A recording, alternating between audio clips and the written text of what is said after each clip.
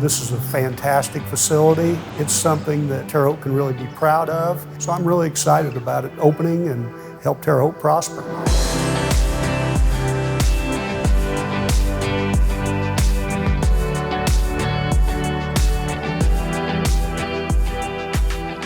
Well, the idea of the Terre Haute Convention Center started as far back as 6 or 7 years ago. When Dave Patterson and Greg Gibson announced to the board their ideas about a convention center in Terre Haute, we were all so excited. You know, the mayor came right out in support of it. We had county officials. The people of Terre Haute have given a voice of such support. In the very beginning, as we had these preliminary discussions and really trying to figure out, does it make sense? You know, we did our marketing analysis and it's like, okay, that confirms what we're thinking, but how do we turn this into a real project? When we looked at other convention centers across the state, food and beverage tax was a tool that people were using. The problem was in the General Assembly, we really don't like food and beverage tax. The community had to come together, had to come to the State House, we had to bring elected officials here, and really had to sell them on the idea of this, of what this vision could be.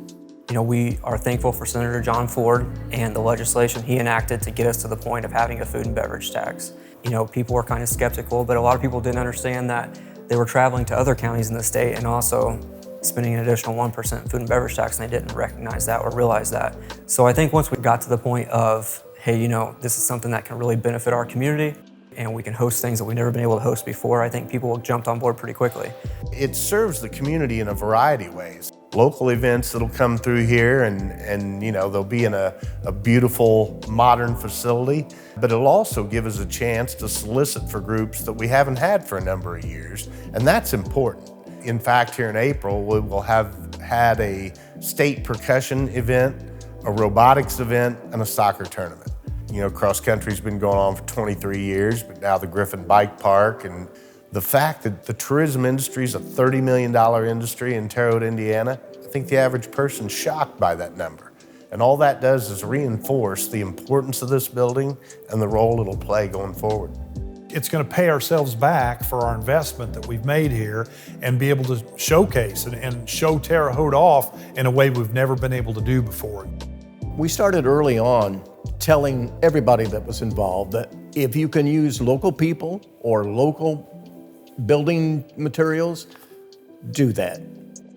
Garmong, a local contractor, they've been such a good partner to us that I have to give them 100% credit of getting this thing in under budget.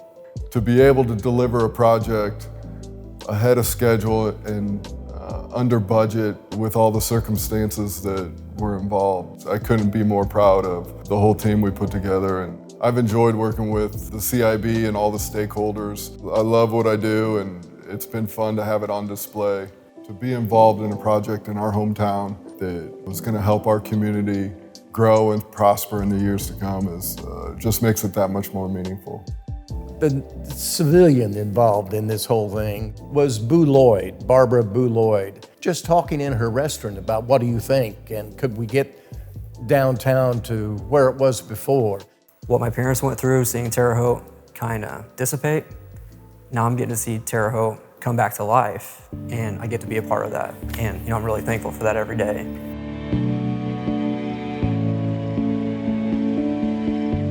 You know, it's humbling in a way that to see it finished. I mean, we really put a lot of effort in. A lot of people have spent a lot of time on this project. It kind of started with the city and county and the Pension and Tourism Bureau, which it took all of us to make that happen. It's really been a tremendous community collaboration. But the end result here, having a convention center that we're going to bring people to Terre Haute, that's the exciting part. But now I'm looking to the next thing. We've got to continue to build and continue to do those things that make Terre Haute stand out. I've always wanted to have a facility to showcase Larry Bird. To do it in conjunction with a project like the convention center just seemed like a natural fit. And Bird was very supportive. He has a soft spot in his heart for Terre Haute and the people in it. I've gotten calls from all over the country. I've been called 3 times by the Boston Globe. I think it's going to bring a lot of excitement and attention to Terre Haute. Hoosiers have their Hoosier hospitality, and we want to show some Hoshian hospitality here.